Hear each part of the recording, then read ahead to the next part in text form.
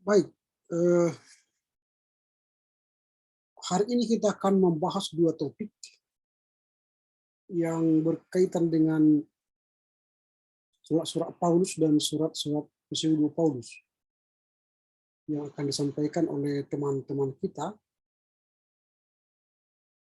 Nanti untuk bagian yang pertama itu akan disampaikan Bella sampai Gracia, dan bagian yang kedua akan disampaikan oleh Gracia sampai Joy, Rafael. Perasaan kali, lampu.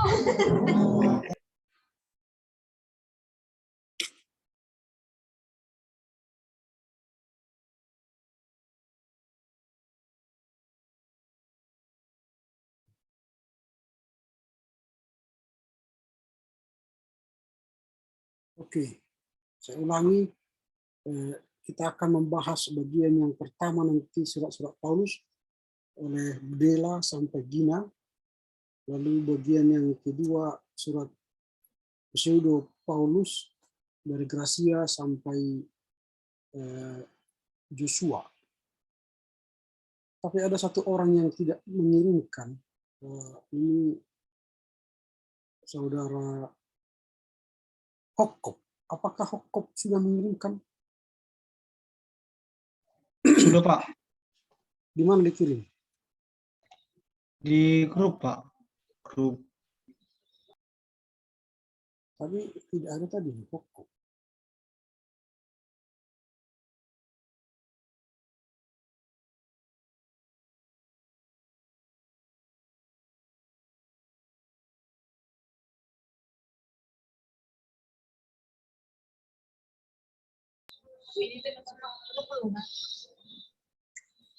Oh, ini.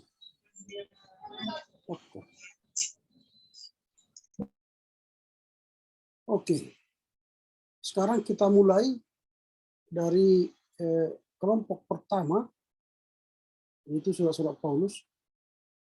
Jangan bacakan apa yang kau tulis, tapi sampaikanlah dengan secara sederhana apa yang kau ketahui ya. Tapi yang kau sampaikan itu tentu ada dalam tulisanmu. Jangan pula nanti setelah kau ngomong begini, nggak ada yang kau tulis itu keluar. Itu jadi yang kau tahu aja. Gitu ya. Oke, silakan Bella. Mulai. Baik, Pak, atas kesempatannya. Apakah suara saya terdengar? Ya, silakan. Iya, Pak, siapa yang ngertiin? Dalam surat-surat Paulus, saya mengambil 3 surat, yaitu 1 Tesalonika, 2 Tesalonika, dan Filemon. Nah, di dalam surat Paulus yang pertama, yaitu di 1 Tesalonika, untuk kedua kalinya Paulus melakukan penginjilan dari Filipi ke Tesalonika dan mendirikan jemaat di sana. Beberapa kali usaha Paulus untuk mengunjungi mendapatkan halangan, dan Paulus mengirim Timotius dari Athena ke Tesalonika. Setelah itu Timotius kembali ke Paulus dengan membawa kabar gembira. Nah, di dalam 1 Tesalonika terdapat 4 bagian surat yang ia kirimkan. Bagian yang pertama yaitu ucapan syukur. Yang kedua, Paulus mengingatkan kepada pembacanya setelah penganiayaan yang dideritanya di Filipi, ia tetap memberitakan Injil di antara mereka dengan hati yang tulus. Pada bagian yang ketiga, pengucapan syukur yang lebih lanjut atas penerimaan firman Allah oleh gereja. Yang bagian keempat atau yang terakhir yaitu hubungan dengan gereja Tesalonika setelah keberangkatan Paulus dari Tesalonika. Nah, bagian kedua surat ini berfungsi menggantikan kehadiran Rasul di Tesalonika. Sekarang Paulus menulis apa yang sesungguhnya ia katakan atau lakukan bila Paulus benar-benar hadir di Tesalonika dan menunjukkan jalan yang benar. Nah, Paulus yang pertama, ia menghimbau jemaat-jemaat supaya hidup dengan sempurna. Yang kedua, ia menghadapkan dirinya pada masalah gereja yang mendesak. Di penghadapan dirinya ini, ia membuat pernyataan mengenai pengharapan Kristen akan kebangkitan. Pengharapan yang di dalam surat ini yang tertulis, mereka yang telah tidur di dalam Kristus tidak akan mengalami kerugian dibandingkan mereka yang masih hidup dalam waktu parousia. Yang ketiga, Paulus telah meyakinkan jemaat dengan pernyataan tentang hari terakhir. Mereka yang menantikan hari itu sekarang harus hidup sebagai anak-anak Allah. Nah, yang keempat atau yang terakhir, Paulus memberikan perhatian kepada mereka yang bekerja untuk jemaat itu, memelihara perdamaian, contohnya menegur yang tidak tertib, menghibur yang tawar hati, dan sebagainya. Nah, misi Paulus di Silas dimulai di sinagoge. Misi ini memperoleh keberhasilan lebih besar di antara orang-orang Yunani yang takut akan Allah. Dalam penafsiran dari sebuah surat yang kemudian kita dapat mengandaikan bahwa gagasan-gagasan yang kita temukan dalam surat 1 Tesalonika ini, kita dapat mengandaikan yang telah terjadi bukan berarti bahwa surat ini ditulis belakangan. Begitu pula kita tidak perlu menganggap bahwa jemaat di Tesalonika terdiri dari orang-orang lanjut usia, karena kita harus ingat bahwa di satu pihak jemaat itu telah mengalami penganiayaan, dan di pihak yang lainnya bahwa di satu pihak jemaat itu telah menganggap kematian saja sudah cukup membangkitkan pertanyaan tentang masa depan orang yang sudah mati. Surat ini mungkin ditulis sekitar tahun 50 dari Athena atau Korintus. Surat ini mungkin muncul karena adanya pertanyaan mengenai orang yang mati. Namun, di dalam surat 1 Tesalonika ini hampir tidak ada memadai untuk menjelaskan asal-muasal surat ini. Nah, tujuan perinci tentang masa lalu bukan cuma sekedar kenangan historis dari surat yang ditulis oleh Paulus, melainkan bersifat prismatis atau prismatis dapat kita sebut dengan proklamasi atau mewartakan. Nah, apologia ini mengikuti acuan kepada pernyataan bahwa Paulus dia mengaya di Filipi. Surat yang ditulis Paulus yang pertama di Tesalonika ini juga merupakan penggembalaan kepada gereja di Tesalonika yang dialamatkan untuk menanggapi keadaan sesungguhnya yang dijumpai Paulus di gereja-gereja. Nah, pada surat Paulus yang kedua, di bagian pertama pada surat Paulus yang kedua di Tesalonika dimulai dengan ucapan syukur sama yang seperti ditulis Paulus di surat yang pertama di Tesalonika. Tetapi di suratnya yang kedua ini ucapan syukurnya lebih pendek daripada yang pertama. Nah, jemaat yang dibicarakan di surat 2 Tesalonika sama positifnya dalam 1 Tesalonika. Tetapi Paulus menjumpai jemaat bersama-sama dengan gereja-gereja lainnya. Selanjutnya,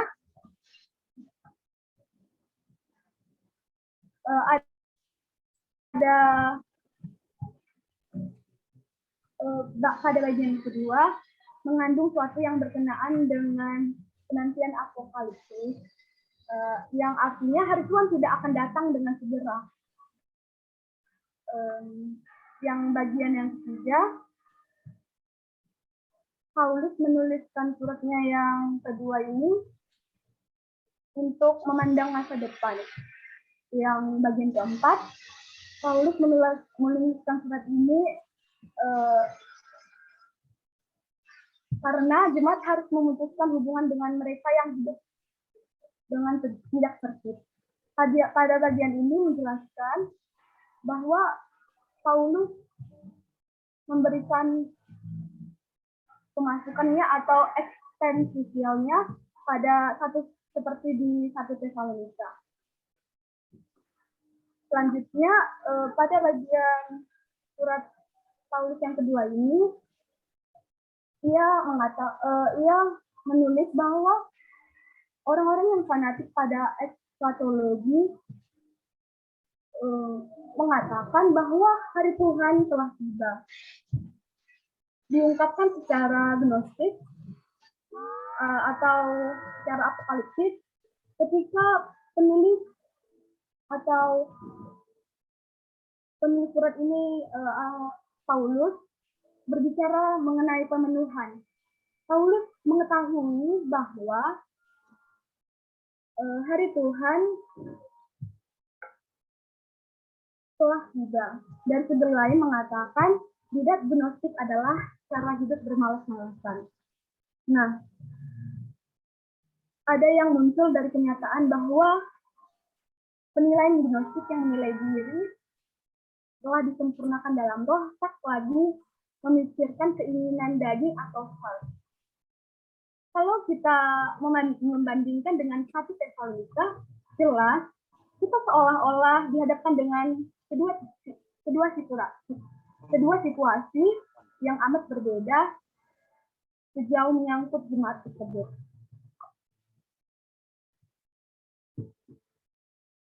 Selanjutnya saya mengambil surat Paulus yang paling singkat, yaitu Filemon. Nah, dari beberapa surat yang dituliskan Paulus, Filemon adalah surat Paulus yang paling singkat kan?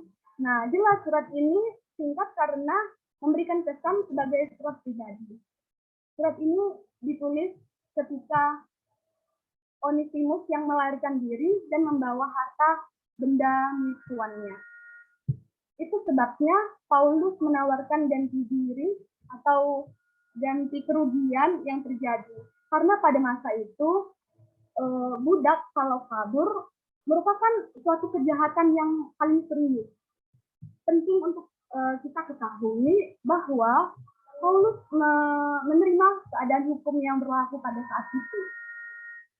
Ia tidak membenarkan kesalahan, tetapi ia juga tidak menyerang perbudakan seperti seorang revolusioner sosial. Nah, yang terpenting untuk kita perhatikan bahwa yang dilakukan Paulus dengan keadaan yang dihadapinya itu adalah inti perannya di kenyataan yang telah masuk ke dalam diri seorang yang berada di dalam Kristus.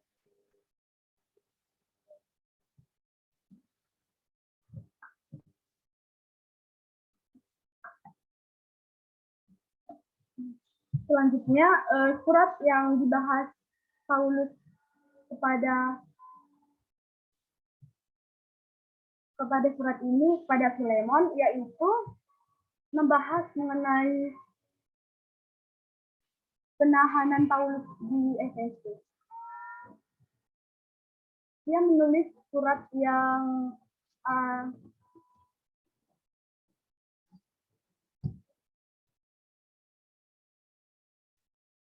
mengenai penahanan seorang budak yang ditahan yang satu penjara dengannya. Nah, merujuk kepada surat Efesus, Ignatius menyebut seorang uskup bernama Onesimus dan Efesus. Lihat banyaknya yang menggunakan nama yang sama dengan Onesimus, maka nama Onesimus disamakan dengan nama seorang mantan budak. Karena Onesimus juga terdapat dalam kitab-kitab lain, makanya di sini disamakan dengan seorang mantan budak. Ini saja kajian yang laporan baca yang saya ajukan. Terima kasih. Ya, mengapa tidak ada laporan 1-2 Korintus dan surat Roma? Maaf Pak, suaranya kurang jelas Pak. Mengapa Dela tidak sampaikan laporannya tentang 1-2 Korintus dan Roma? itu kan ditulis oleh William Maxon. Mengapa itu ditulis?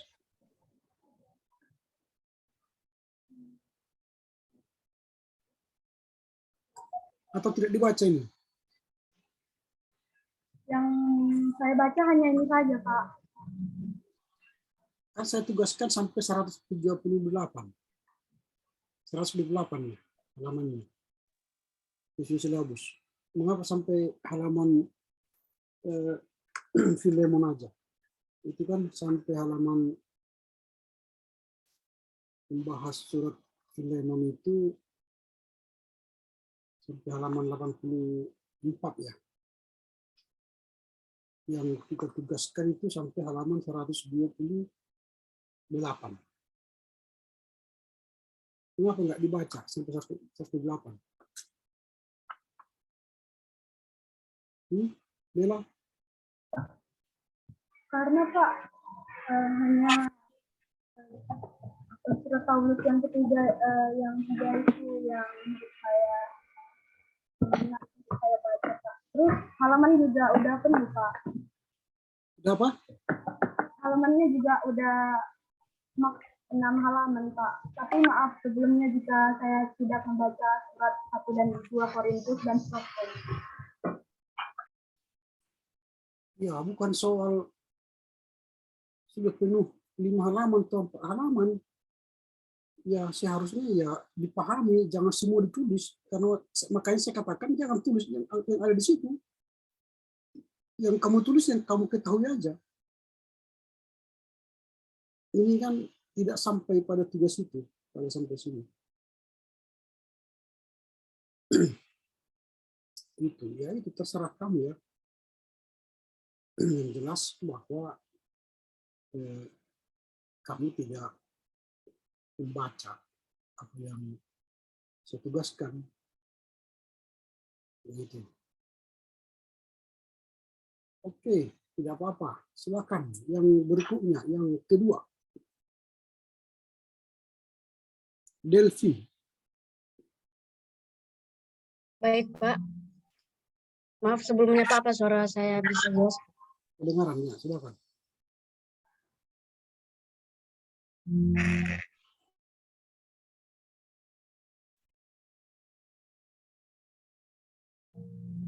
Baik, saya akan menjelaskan dari laporan baca yang saya tuliskan atau yang saya kirim.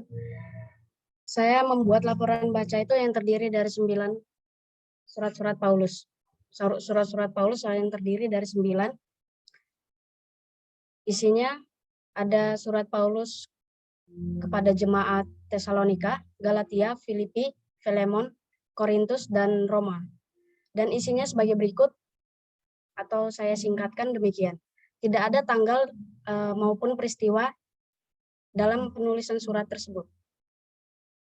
Dan perjalanan Paulus ialah yang pertama Paulus pergi ke Damsyik, kemudian ke Yerusalem. Kemudian Paulus tinggal di situ selama 15 hari. Kemudian Paulus pergi dari Syria ke Kilkia, kemudian kembali ke Yerusalem. Dan Paulus tinggal selama 13 tahun yang tertulis pada Galatia 2. Kemudian surat-surat Paulus dituliskan sebagai pemberitaan.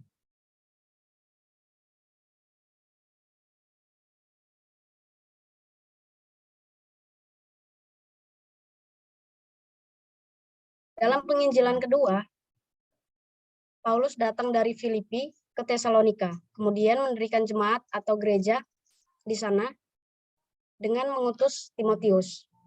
Melalui surat itu, Paulus memberitakan tentang penderitaan, keberangkatan, dan kedatangan atau pengutusan Timotius.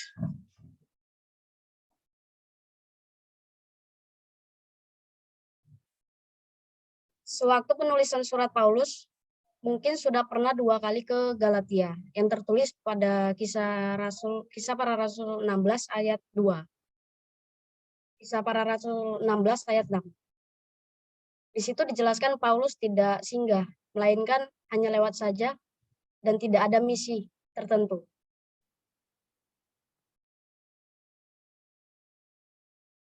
Kemudian surat Filemon, surat Paulus kepada jemaat Filemon adalah surat Paulus yang paling singkat, atau bisa disebut sebagai surat pribadi, dan pada saat yang bersamaan surat tersebut adalah surat rasuli yang dituliskan dari penjara dan tidak disebutkan atau dijelaskan tempat penulisan surat tersebut oleh Paulus.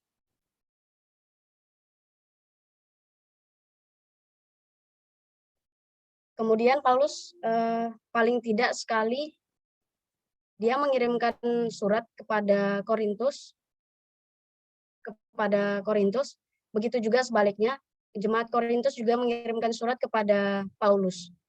Dan menurut 1 Korintus 16, Paulus bermaksud menunggu Timotius di Efesus yang datang dari Korintus. Kemudian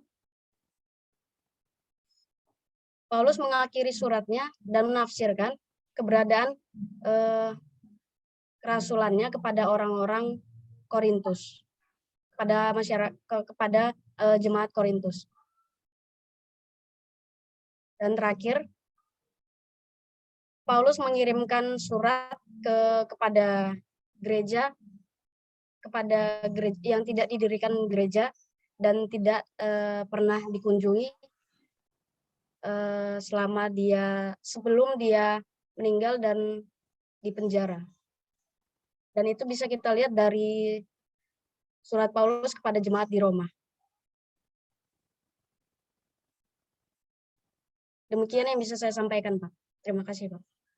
Ya, ini tadi kau melompat ke Filemon. Tidak kau jelaskan. Iya, Pak, saya acak, Pak. Ya? Saya acak, Pak. Ya, tapi kamu tidak jelaskan soal Tesalonika, Filipi, Galatia, tidak ada kau jelaskan. Kamu langsung lompat ke Filemon. Ini dia. Kemudian tadi kau sebut bahwa jemaat Korintus mengirim surat ke Paulus. Di mana tertulis itu? Sebentar, Pak. Apakah pernah jemaat Korintus mengirim surat ke Paulus? Tadi kau sebut itu, bahwa begitu sebaliknya, jemaat Korintus mengirim surat kepada Paulus. Apakah betul itu?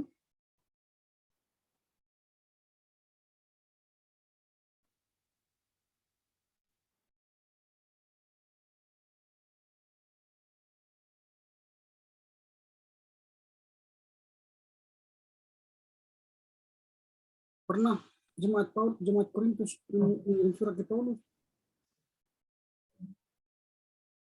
Tadi saya baca, Pak, ada. Cuman bentar, Pak, saya cari dulu sumbernya.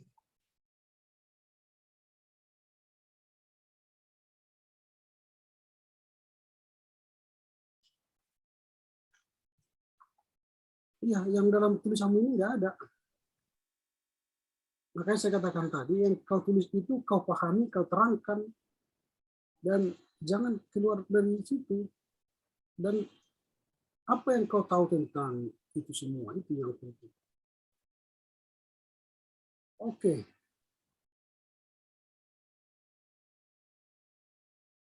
Ya. Selanjutnya, Erik. Silakan, Erik.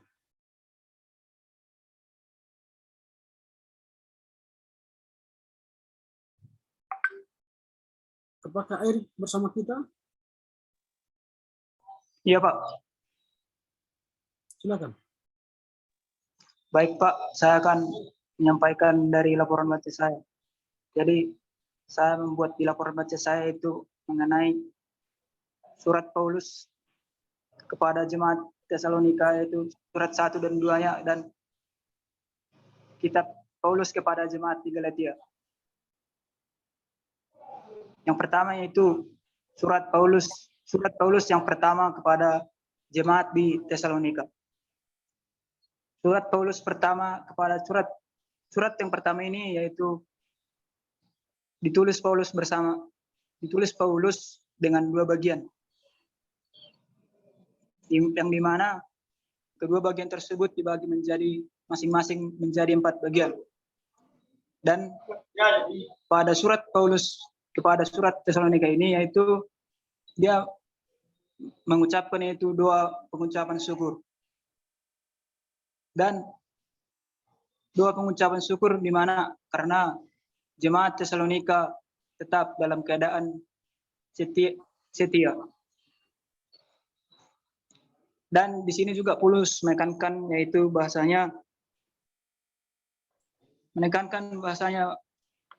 pengumpamaan, yaitu dia mengumpamakan yaitu sebagai ayah dan ibu kepada jemaat-jemaat di Tesalonika. Dan dia juga menceritakan tentang kesamaan yang mereka alami kepada jemaat-jemaat di sana, bahasanya Tuhan Yesus ditolak oleh bangsanya orang Yahudi, dia juga ditolak dan dianiaya oleh rekan-rekannya orang Yahudi, dan serupa dengan yang dialami oleh jemaat di Yahudi, yang dialami oleh jemaat Yahudi dari rekan satu bangsanya, yaitu bangsa Yunani.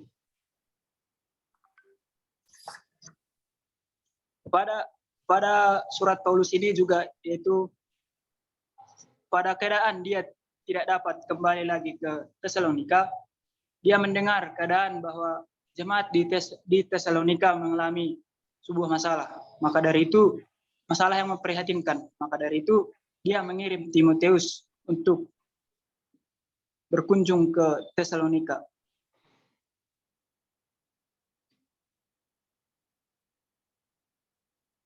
Surat Paulus yang kedua kepada jemaat Tesalonika. Surat yang kedua ini yaitu lebih pendek dari surat yang sebelumnya. Pada bagian surat surat yang kedua ini, Paulus ingin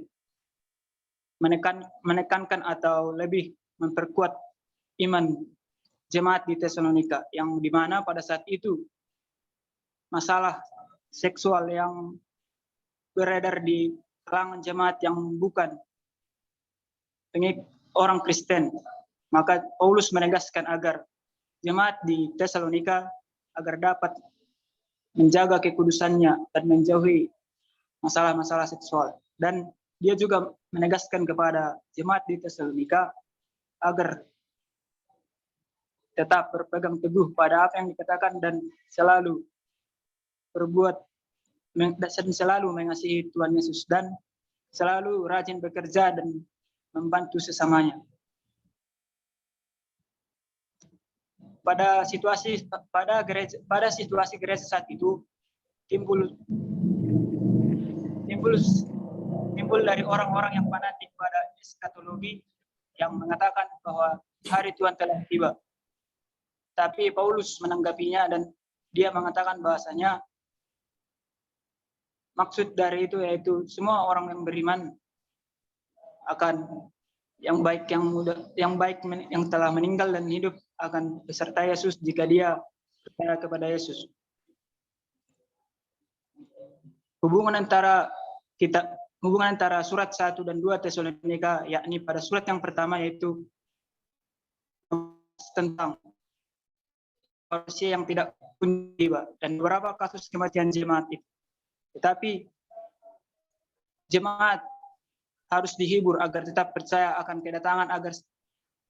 kedatangan yang segera terjadi. Sedangkan pada surat yang kedua membahas tentang pendapat yang mengatakan akhir zaman sudah tiba.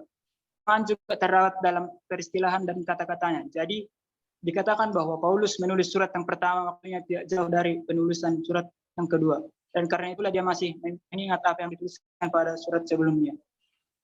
Surat Paulus kepada jemaat di Galatia. Surat ini ditujukan Paulus kepada gereja di Galatia, di mana pada saat itu sedang perdebatan antara orang-orang yang mendesak dia, bahasanya orang-orang yang non Yahudi yang tidak bersunat harus disunat, agar mereka dapat dianggap sebagai keluarga dari kerajaan Allah. Pada situasi itu, Paulus mengalami dalam amarah dan dia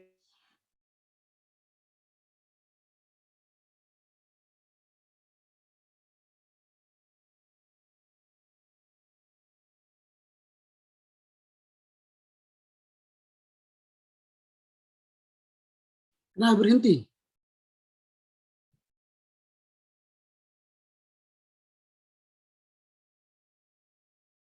Kenapa Jaringan, Pak. Hah? Masalah jaringan, Pak.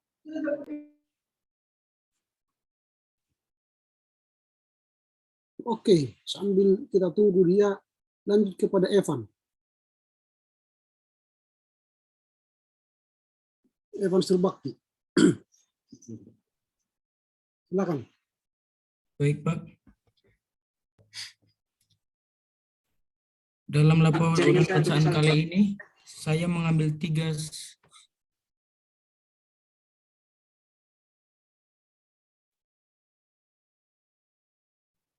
Saudara Erik sudah bergabung, Pak. Apakah saya yang melanjutkan atau Saudara Erik, Pak? Silakan, kalau Erik sudah gabung, silakan Erik.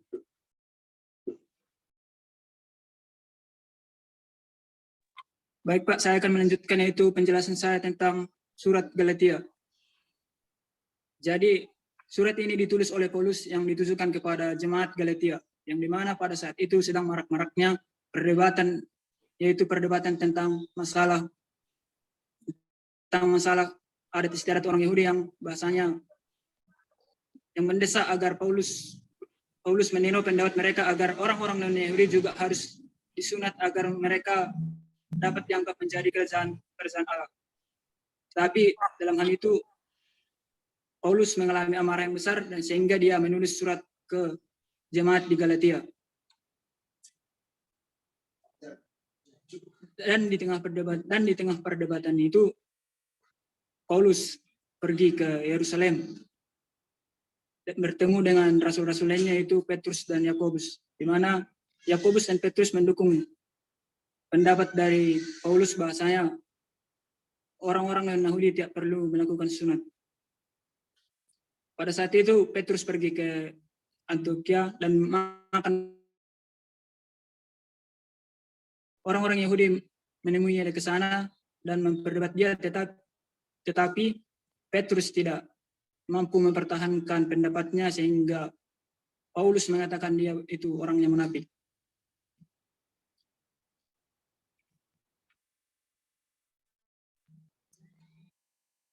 Jadi dalam hal ini orang-orang Yahudi mengatakan bahasanya, berpendapat bahasanya jika orang-orang yang melaksanakan Taurat dan paham betul dengan Taurat adalah orang-orang yang dapat dibenarkan. Tetapi Paulus membantah pendapat itu dan mengatakan bahasanya orang-orang yang paham betul dan memahami hukum Taurat tidak dapat dikatakan orang benar, tetapi orang yang percaya dan memiliki iman yang teguh terhadap Yesus adalah orang yang dapat dibenarkan. Dan Paulus juga dan Paulus di sini itu Paulus di sini menekankan bahasanya jemaat-jemaat di Galatia harus tetap percaya kepada Tuhan walaupun mereka mendapat penganiayaan dari orang-orang Yahudi yang lain. Jadi sekian dari laporan baca saya, Pak. Terima kasih. Mengapa hanya sampai Filipi, apa Galatia? Di mana laporannya tentang Filemon? Tentang 1-2 Korintus, tentang Roma?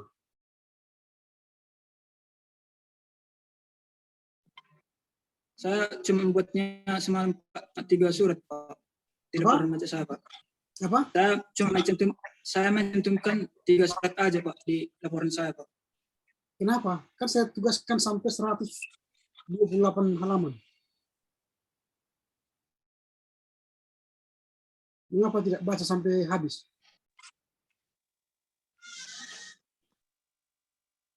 Kenapa?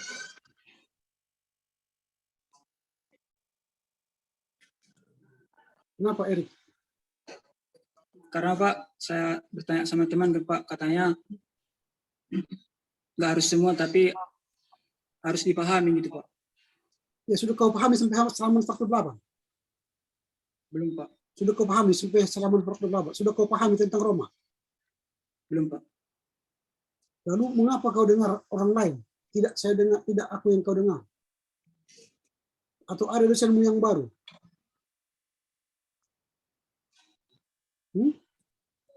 Salah memahami Pak. Salah memahami. Keren ya. Nggak bisa baca silabus dengan baik ya.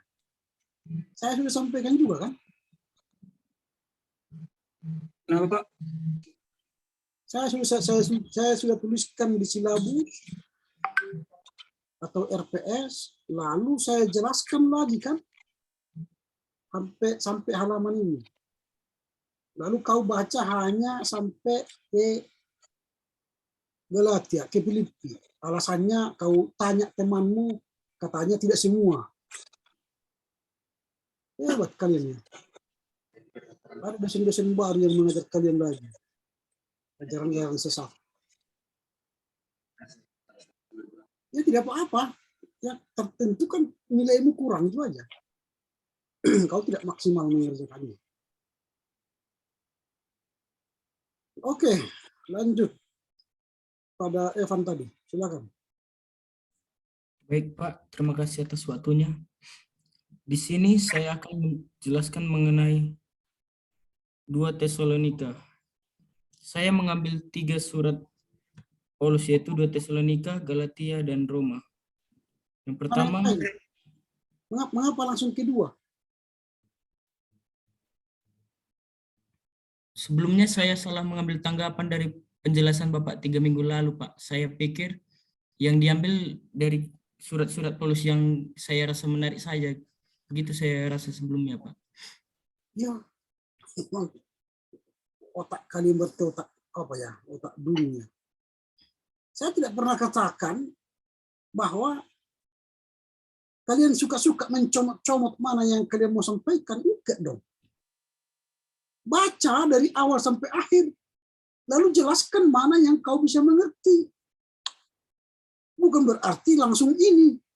Langsung 2. Lalu comot lagi 3 ini. Lalu berhenti kau suka-suka-sukamu. Enggak dong. Saya suruh baca sampai 128 supaya otakmu sampai ke situ. Ini materi loh. Materi yang harus kalian makan gitu. Kalian lumat semua habis. Tapi waktu kau menjelaskan, ambillah pokok-pokok penting. Dari setiap bahasan. Mulai dari Tesalonika, Korintus, Filemon, Galatia, sampai Roma. Itu kalian bahas. Bukan suka-suka kalian memilih-milih mana yang mau kalian laporkan. Saya sudah sampaikan, yang kalian laporkan itu sampai 108. Itu tidak tawar-menawar loh. Baca sampai habis. Lalu apa yang kau mengerti dari 128 halaman itu, tulis. Sesuai urutan-urutannya.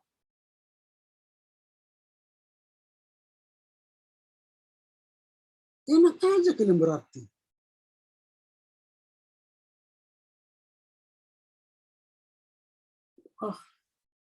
Seperti ini. Ya udah, ganti yang lain, freestyle. Saya anggap nilai kalian nggak ada, itu aja. Oke, freestyle silakan. Terima kasih Pak. Di sini saya akan menjelaskan dengan judul buku Pengantar Perjanjian Baru, penulis Philip Marson, penerbit BPK Gunung Mulia, jumlah halaman 3 sampai dengan 128. Nah, yang pertama itu adalah surat pertama kepada jemaat Tesalonika. Pembuatan surat ini relatif singkat. Pembuatan surat Paulus yang pertama ini juga dibantu pengiriman suratnya oleh Silwanus. Sedangkan penerima dari surat ini adalah jemaat di Tesalonika. Bagian pertama surat ini sudah telah dibagi menjadi beberapa bagian dan telah dibentuk menjadi sebuah surat yang telah menjadi surat yang benar-benar bagus. Yang pembagian surat ini yaitu yang pertama itu pengucapan syukur, kemudian bagian kedua Paulus mengingatkan bangsa Filipi untuk tetap mengingat bahwa setelah penganiayaan yang terjadi kepada mereka itu tetap harus kuat dan tegar. Dan pada bagian ketiga dilanjutkan kembali tentang pengucapan syukur yang lebih dalamnya lagi. Kemudian surat Paulus yang kedua di Tesalonika. Pembukaan surat Paulus yang kedua ini demi kata hampir sama dengan pembukaan surat Paulus yang pertama. Surat Paulus yang kedua terbagi juga atas beberapa bagian oleh Paulus. Bagian pertama surat Paulus yang kedua juga dimulai dengan ucapan syukur yang jauh lebih pendek dari surat Paulus yang pertama untuk di jemaat di Tesalonika. Di bagian ini dia membicarakan sama positifnya dengan jemaat di 1 Tesalonika, namun Paulus juga memuji jemaat Tesalonika bersama gereja-gereja lain. Bagian kedua surat Paulus yang kedua mengandung suatu yang berkenaan dengan penantian apokaliptis. Bagian yang ketiga berisi mengenai pembaruan ucapan syukur bagi jemaat. Kemudian surat Paulus kepada jemaat Galatia. Surat Galatia adalah tulisan yang dipenuhi dengan perasaan oleh Paulus. Paulus saat menulis surat ini saat itu dia sangat emosi. Dia menulis surat ini saat dia naik darah, sehingga ayat dari surat ini dipenuhi dengan kata-kata seperti pengucapan emosian begitu. Karena pada saat penulisan surat Galatia memang Paulus benar-benar sangat marah ataupun naik darah. Pembukaan surat Paulus kepada jemaat di Galatia memiliki sifat yang amat berbeda dengan surat-surat yang lainnya. Kata pertama setelah pengantar dalam surat Paulus kepada jemaat di Galatia adalah pernyataan keheranan. Hal itu memberikan antar kepada pembukaan surat itu. Surat Paulus kepada jemaat di Galatia juga memiliki bagian. Paulus membentuknya beberapa bagian, yaitu bagian utama pertama berisi mengenai perkembangan terinci, mengenai apa sudah dinyatakan bahwa Paulus telah menerima kerasulannya dan Injilnya langsung dari Allah. Bagian utama yang kedua, isi mengenai intisari suratnya. Kemudian kita lanjut di surat Paulus kepada jemaat Filipi. Saat itu Paulus mendirikan gereja di Filipi pada perjanjian pada penginjilan yang kedua. Pengiriman surat Paulus pada jemaat di Filipi adalah dibantu oleh Timoteus dan Paulus.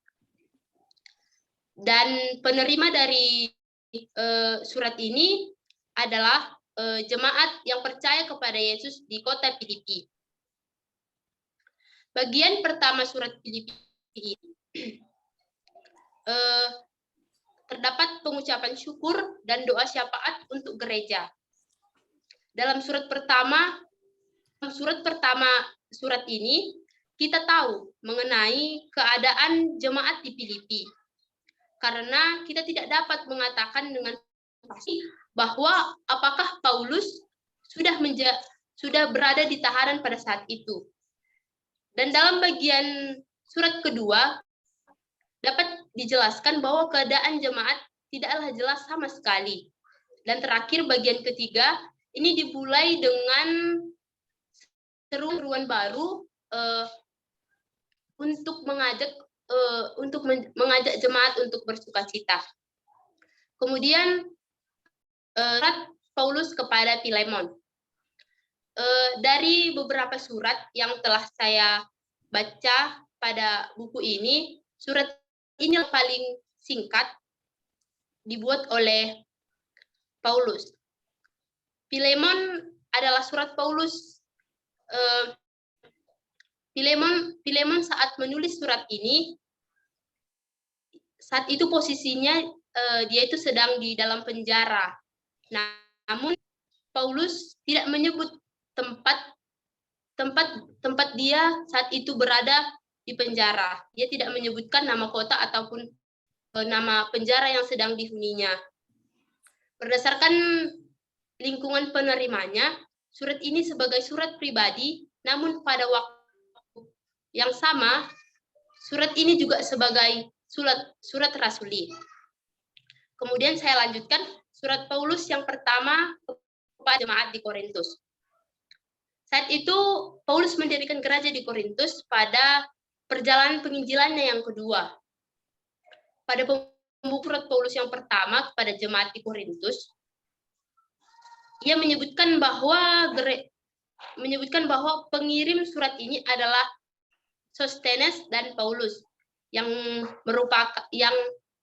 sebagai penerimanya adalah gereja Korintus. Setelah pengucapan syukur yang disampaikan, muncullah bagian utama surat yang pertama.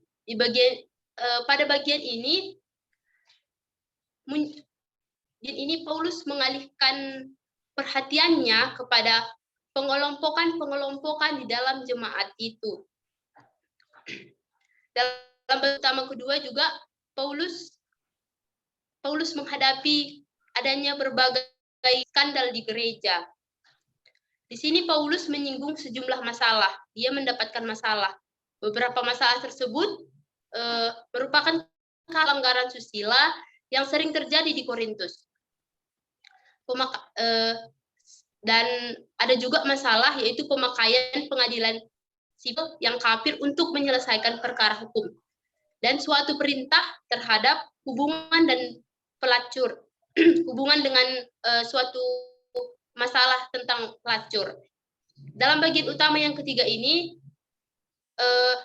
bagian ketiga dalam surat ini berisi mengenai Paulus menjawab pertanyaan-pertanyaan yang telah dilontarkan oleh beberapa gereja.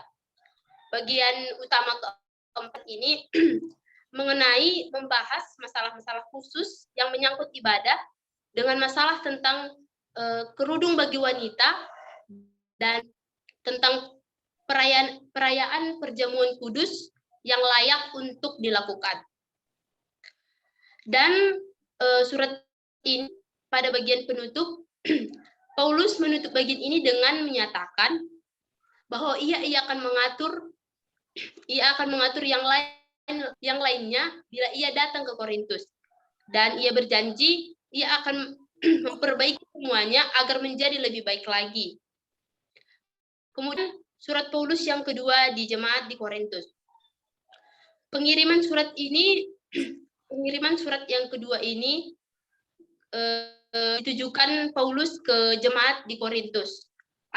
Dan Korintus dibantu oleh Timotius Paulus untuk mengirim surat ini ke jemaat yang dituju. Secara umum telah terjadi ketegangan-ketegangan antara Paulus dan jemaat pada waktu itu. Dalam menyusun surat ini secara kronologis, kita perlu mencatat acuan dalam berbagai bagian menuju kepada peristiwa yang konkret. Kemudian, yang terakhir surat Paulus kepada jemaat di Roma. Paulus mengirimkan surat ini kepada gereja yang tidak didirikan dan tidak pernah dikunjunginya. Prinsip-prinsip dasar kepada pembicara tentang etika di dalam surat Paulus kepada jemaat di Roma dibagi menjadi beberapa bagian, yaitu yang pertama berisi mengenai himbauan umum yang menyangkut kehidupan gereja. Bagian kedua berisi mengenai himbauan-himbauan yang ditujukan keluar, dan bagian tiga berisi masalah tentang yang kuat dan lemah. Dalam surat Roma ini, Paulus mengungkapkan sebuah argumen dengan dua arah. Tujuannya adalah menciptakan perdamaian dalam suatu gereja di jemaat tersebut, di mana pada waktu itu terdapat ketegangan antara lemah dan yang kuat karena mereka bertentangan pada masalah pribadinya sendiri. Kemudian surat ini memiliki struktur yang sangat jelas, yaitu bagian pertama berisi mengenai orang-orang bukan Yahudi dan Yahudi adalah Aion yang lama. Bagian kedua berisi mengenai Aion yang baru. Pada bagian ketiga surat ini ditutup dengan nyanyian, tidak ada yang dapat memisahkan kita dari kasih Allah. Demikian laporan baca yang dapat saya perbuat. Terima kasih, Pak. Oke, lanjut kepada Gina.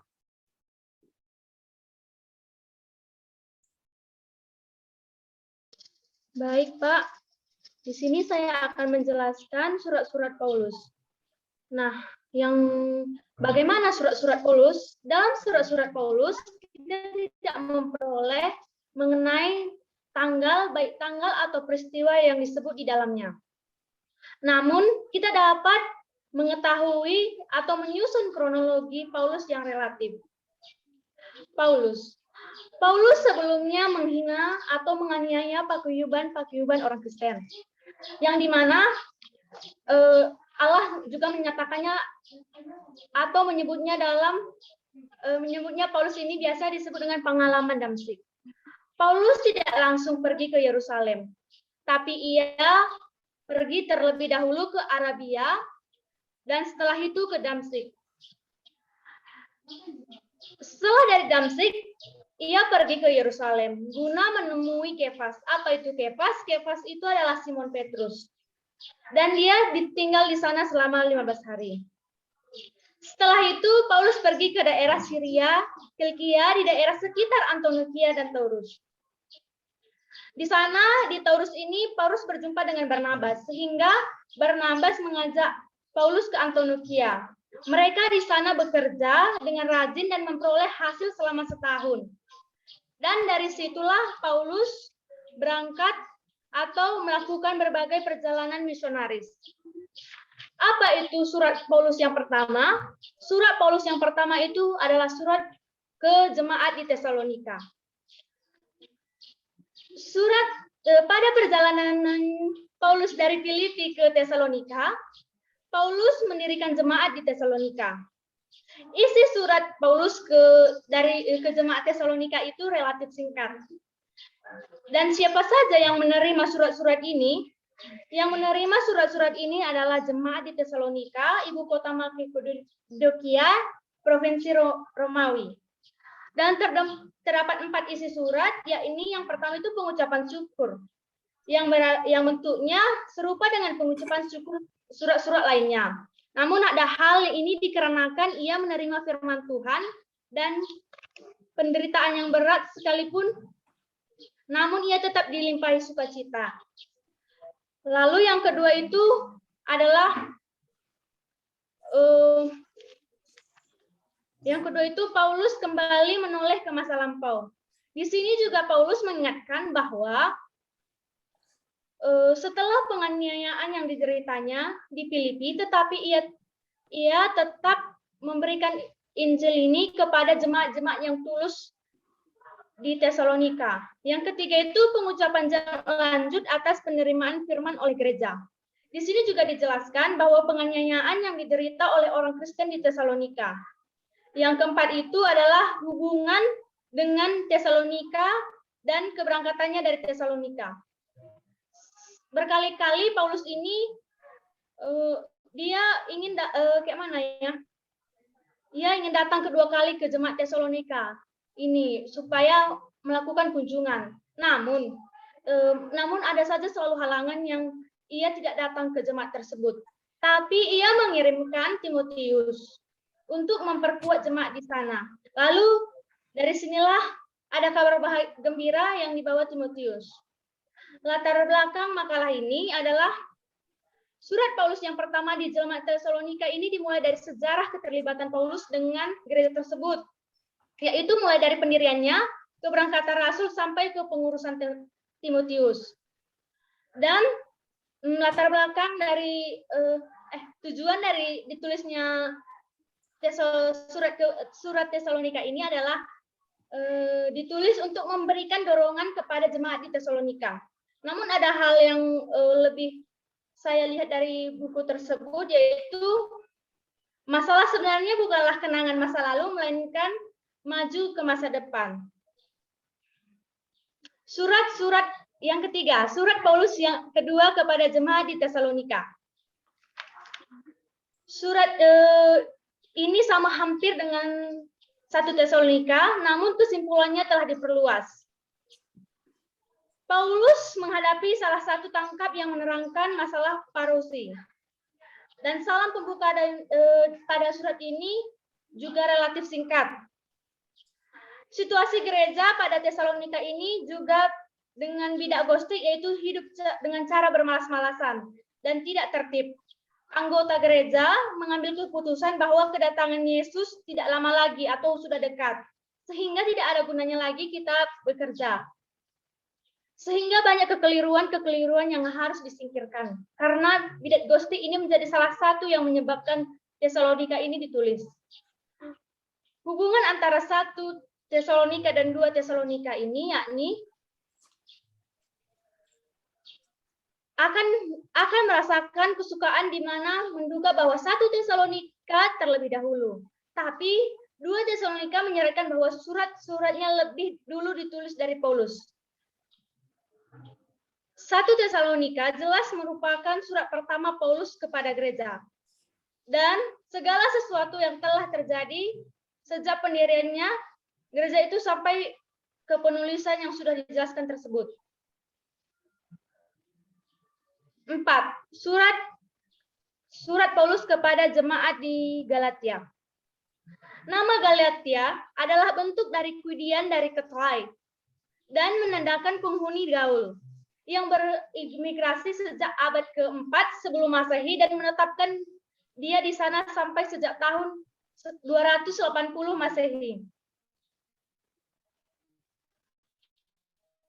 Paulus mendirikan jemaat. Itu Paulus melakukan kunjungan pada penginjilan ketiga dan bergembira ketika menemukan mereka dalam keadaan begitu baik.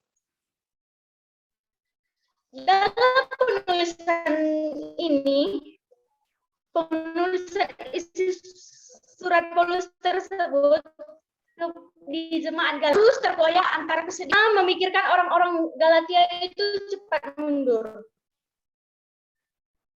Tetap terhadap mereka. Bahwa Paulus telah menerima kerasulan dan Injilnya langsung dari Allah dan karena itu bebas dari wibawa-wibawa lainnya. Dalam bagian yang kedua, memuat inti dari surat. Ia mengingatkan mereka bahwa panggilan mereka sendiri datang dari pemberian iman, bukan dari hukum Taurat. Tetapi kalau ini memang tunduk kepada Taurat, maka semuanya menjadi sia-sia. Hal ini yang menunjukkan tema dari bagian utama ini. Lalu ada tema ini yang dikembangkan dalam 3 arah, yaitu Paulus menunjuk masalah hukum Taurat diangkat, Paulus, dan yang ketiga itu Paulus memasukkan faktor-faktor pribadinya, bahwa orang-orang kembali untuk penghambaan. Lawan-lawan Paulus telah mempengaruhi jemaat di Galatia untuk berpaling dari Injil Paulus, menjadi sulit bagi Paulus. hal itu tidak sesuai dengan gambaran yang sebenarnya. Dan hal yang ini yang membawa kita ke pola yang diperhadapkan kepada siapa-siapa lawan Paulus, Yahudi dan Gnostik. Dan hubungan antara kedua pola itu dapat dipecahkan dengan mengikuti 3 garis utama, yaitu Lurget yang menduga bahwa Paulus dalam Galatia berperang kedua sektor, di mana melawan aliran Yahudi dan melawan para ektunasiat rohani yang cenderung kepada liberalisme. Yang kedua itu penjelasan tradisional yang mengatakan bahwa lawan-lawannya adalah kaum Yahudi. Meskipun sulit untuk menentukan dengan lebih tepat siapa mereka sebenarnya. Yang ketiga itu siktimilalis yang menolak hipotesis. Yang ketiga yang menunjukkan beberapa dengan penafsiran. Penafsiran yang terakhir ditemukan di atas. Tetapi berkaitan dengan usul-usul Lugard. Ia menemukan melimpahkan dan ungkapan anti-gnostik dalam surat tersebut. 5. Surat Paulus kepada jemaat di Filipi. Paulus mendirikan gereja di Filipi pada perjalanannya yang kedua.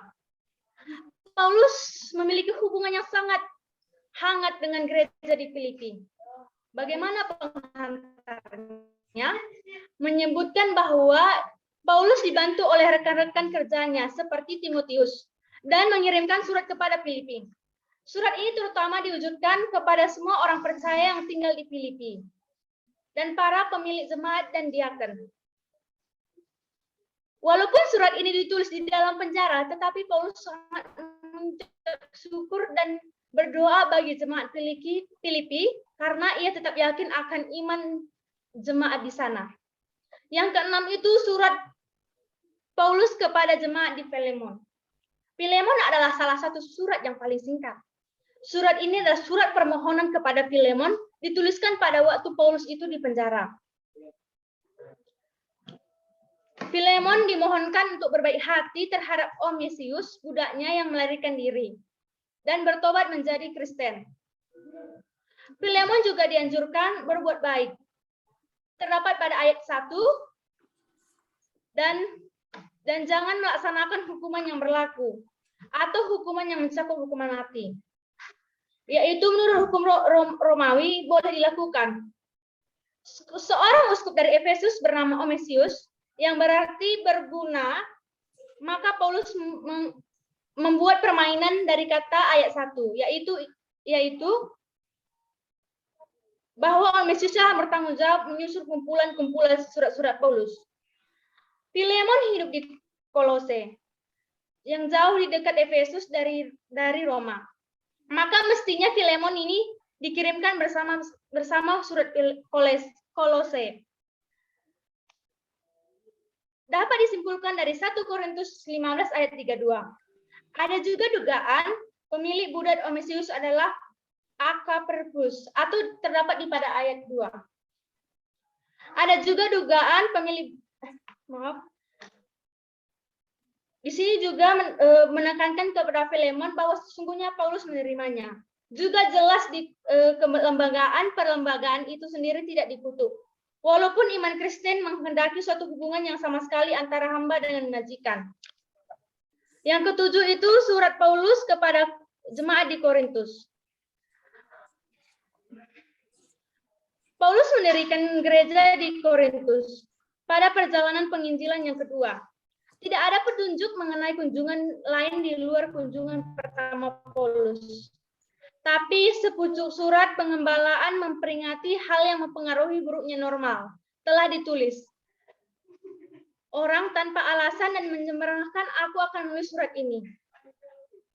Orang-orang Korintus juga mengirimkan sepucuk surat kepada Paulus, dan Paulus dengan senang hati membahas pernyataan yang terdapat pada surat tersebut. Paulus menceritakan tentang salib dan bertentangan pada hikmat dunia. Ia memaparkan perbedaan mengenai hikmat dan kebodohan dengan membelikan dan kebodohan adalah hikmat adalah kebodohan. Nah, ini udah banyak kali waktu. Apa yang kau ketahui lah, jangan baca lagi apa yang kau tulis itu. Lama kita ini. Masih banyak lagi yang harus dibahas. Yang ke-8 itu surat Paulus yang kedua di jemaat di Korintus. Ini secara keras berduka cita. Kesukaran lahirlah yang di pekerjaan itu ditambah dengan kekuatan yang mengenai orang-orang di Korintus. Yang terakhir yaitu surat Paulus kepada jemaat di Roma. Surat Paulus di Roma itu ditulis di Korintus kepada jemaat yang belum dikenalinya secara langsung, tetapi ia harap mengunjunginya. Surat Roma dimasukkan ke mempersiapkan kunjungan Paulus itu.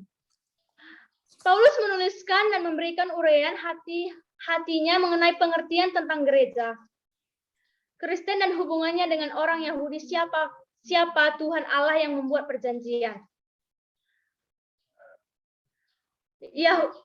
Yahudi adalah umat pilihan dan banyak mereka yang menjadi anggota gereja di Roma, mungkin diketuai oleh seorang tokoh, tidak kurang dari Petrus, rasul terkemuka yang mungkin ke Roma lama sebelum Paulus menulis surat ini. Sekian dan terima kasih.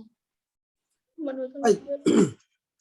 Terima kasih buat saudara yang mencoba melaporkan bacaannya untuk bagian yang pertama, yaitu yang berkaitan dengan surat Paulus yang pertama ya.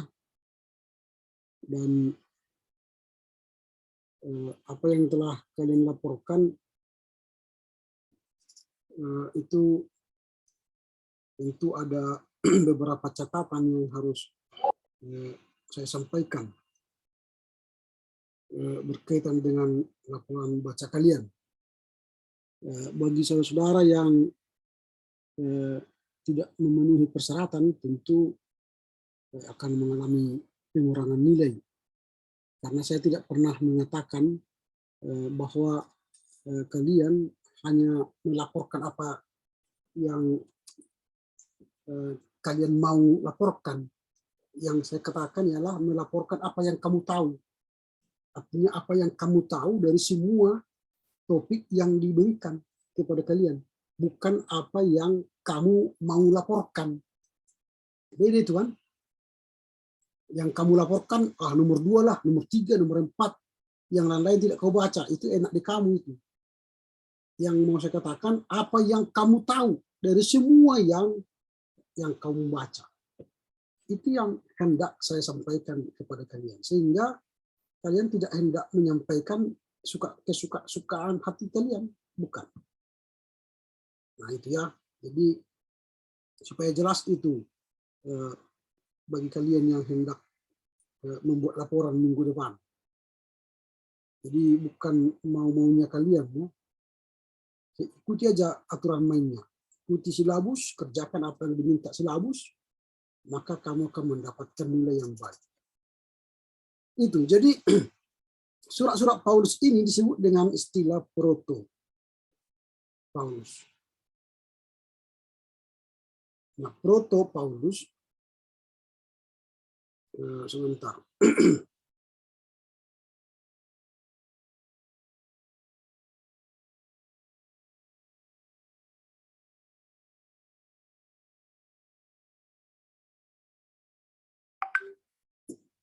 Disebut dengan proto Paulus. Nah, proto Paulus ini artinya ini pertama, tapi artinya proto Paulus itu adalah tulisan Paulus,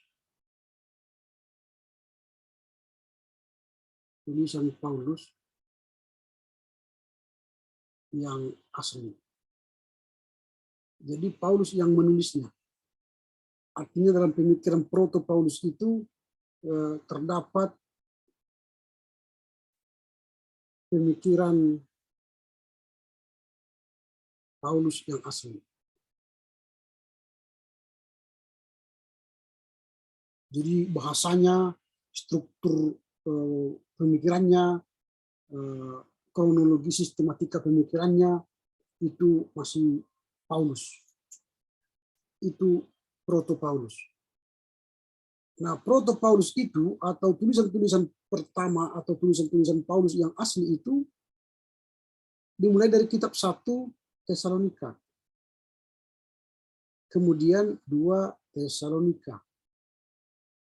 Kemudian tadi yang sudah kalian bahas, selain daripada 1-2 Tesalonika adalah surat Galatia. Kemudian surat Filipi. Kemudian surat Filemon. Kemudian surat 1 Korintus, 2 Korintus, kemudian Roma.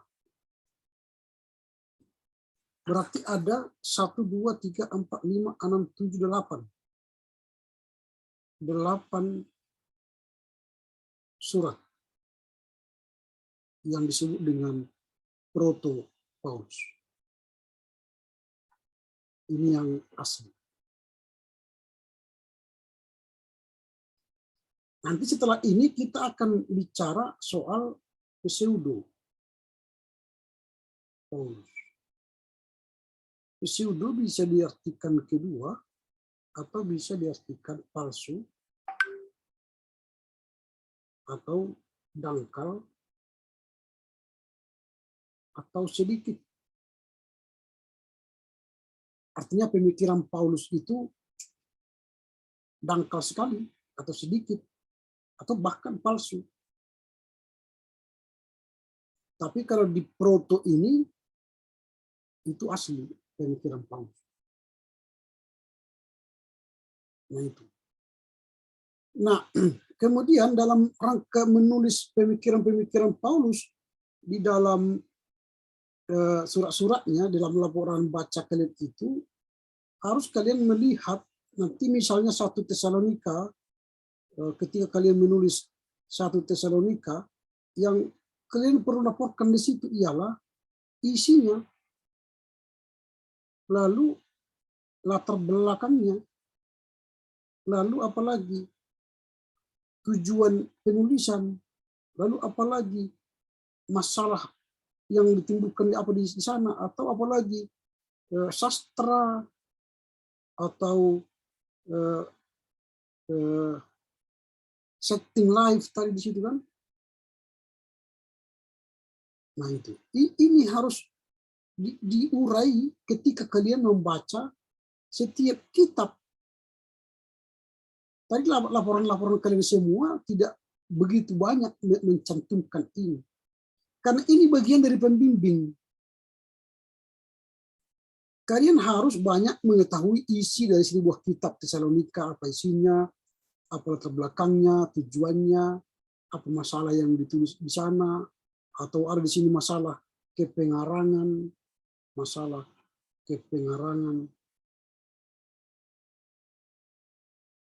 Ini.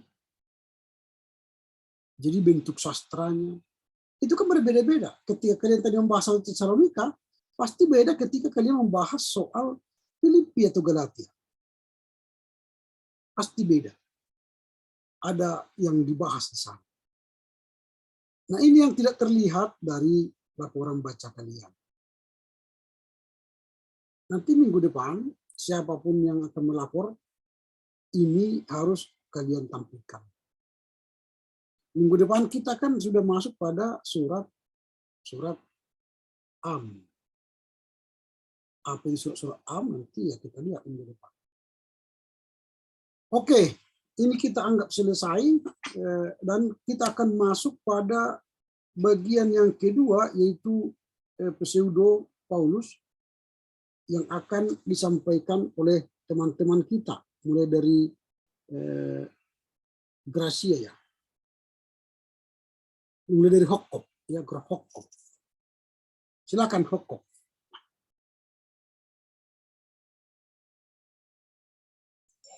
Kok Hokop, Pak? Saya nomor urut ke-13, Pak. Hokop nomor urut ke-14, Pak. Bukannya surat-surat pseudo itu mulai dari huruf 13 sampai 18, Pak. Berarti Hokop ini salah membuat file. Jadi memang sudah saya katakan berkali-kali, jangan salah membuat file. Sudah pas saya buat, Pak. 1C. Nggak ada yang benar, saudara nggak benar. Tengok nih, tulisanmu ini 1C. Udah berkali-kali saya katakan menulis file.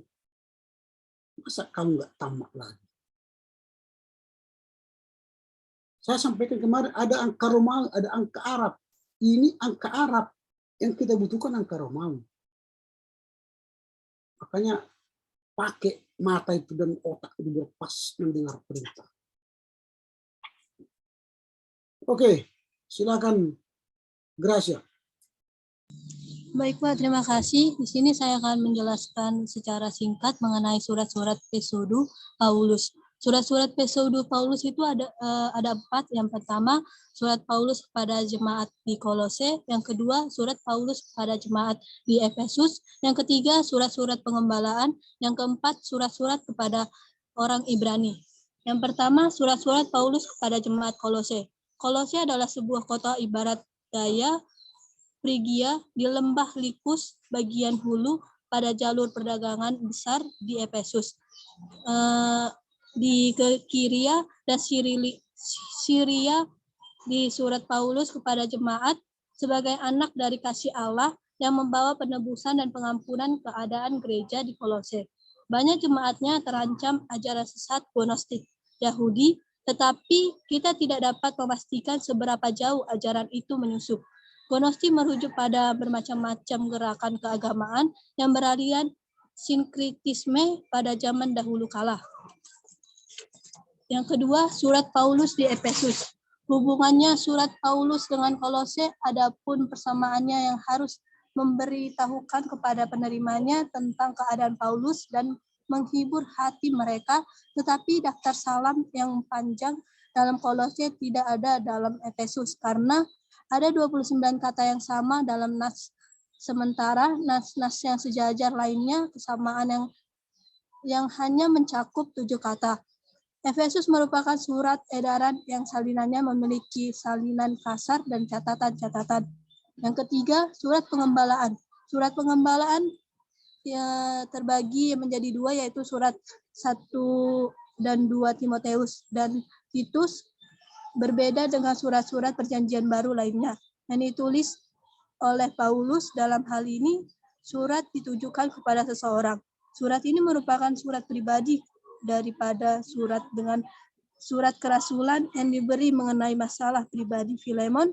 Sementara dalam ketiga surat ini, para penerimanya dialamatkan kepada seseorang. Yang keempat, surat kepada jemaat orang Ibrani. Ibrani tak dianggap sebagai Pesodu yang menempatkannya di bagian ini pada abad pertama dan abad pertengahan. Surat Ibrani dianggap sebagai surat Paulus. Surat Ibrani ini memiliki bentuk sastra, yaitu bentuk sastra Ibrani ini bersifat sekunder dengan ciri dokumennya sebagai surat dan membaurkan secara formal dengan surat Paulus. Sekian dari penjelasan saya. Terima kasih, Pak. Oke. Singkat pada tepatnya. Oke, silakan Hoko.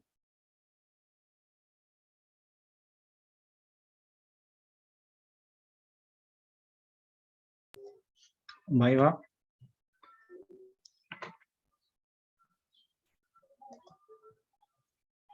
Surat-surat Pesodu Paulus. Surat-surat ini berasal dari kota Kolose, terletak di sebuah provinsi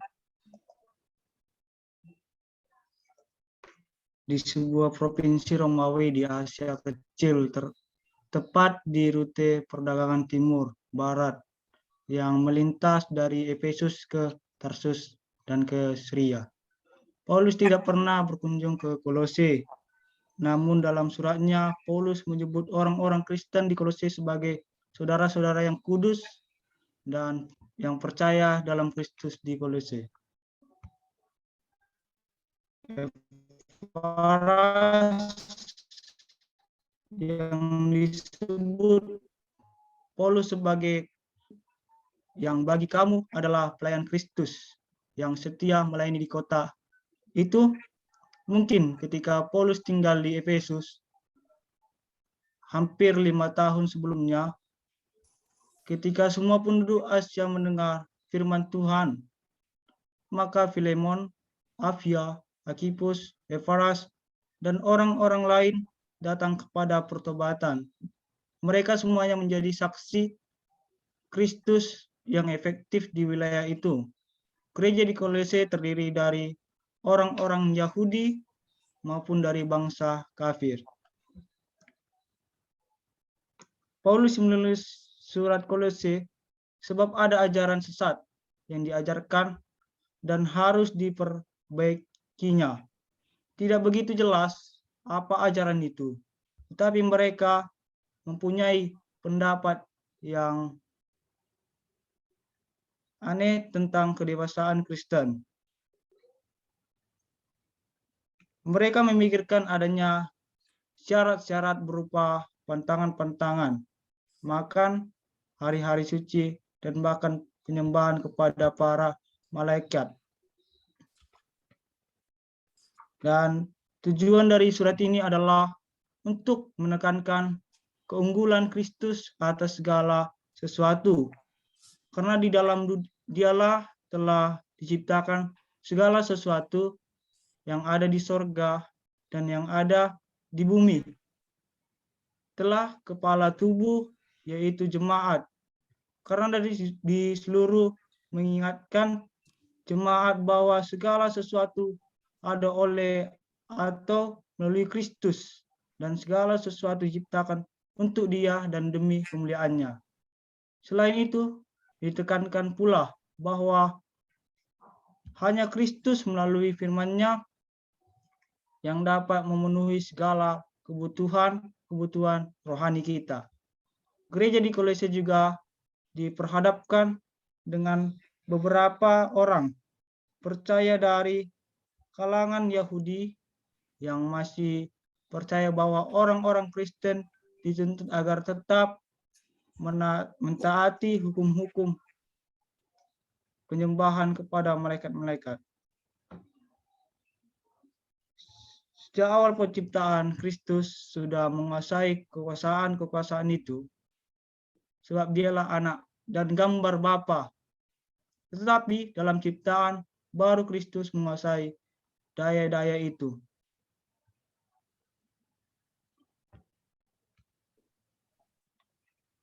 Dan Paulus menaruh minat utamanya pada keselamatan Kristen.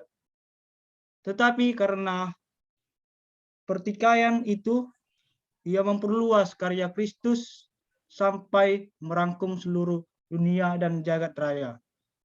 Di samping bangsa manusia yang diselamatkan itu, seluruh jagat raya yang menjadi latar belakang dalam dan rangka umat manusia dimasukkan Paulus ke dalam karya Kristus. Maka jagat raya secara tak langsung ditempatkan juga di bawah kekuasaan satu-satunya Tuhan, ialah Kristus. Dan yang kedua, surat-surat kepada Efesus. Surat Efesus merupakan salah satu puncak dalam pernyataan Alkitabiah dan menduduki tempat yang unik di antara surat-surat Paulus.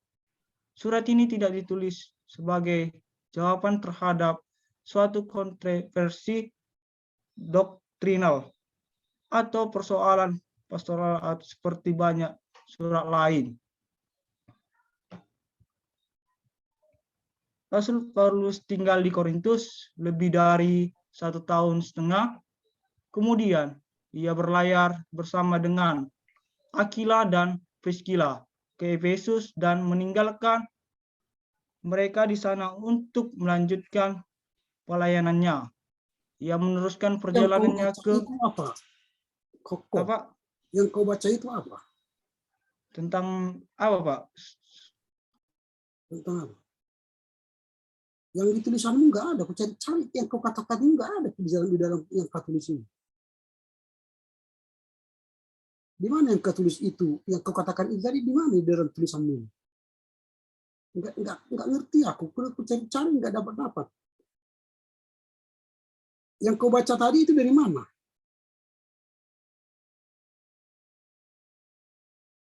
Ini punyamu kan? Aku ikuti kau ngomong, nggak ketemu di sini. Yang kau baca itu apa?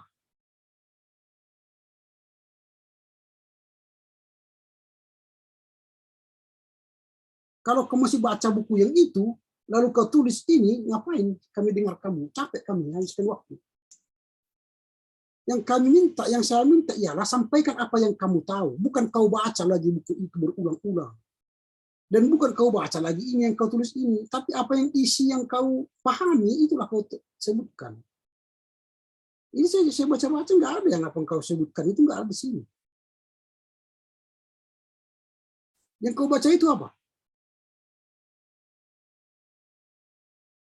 Yang mana kau baca?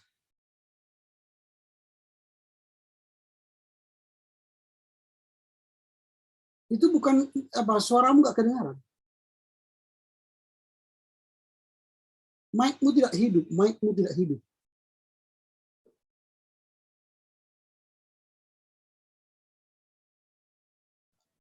Yang penjelasan tentang dari buku itu, Pak. Dari mana? Dari buku, Pak. Bukan dari laporan ini yang kau baca ini. Dari laporan juga, Pak. Saya baca, Pak. Tidak ada kau baca. Yang kau sebutkan semua itu udah kuikuti, kau bicara nggak ada di sini. Sekarang sudah sampai di mana yang kau sampaikan?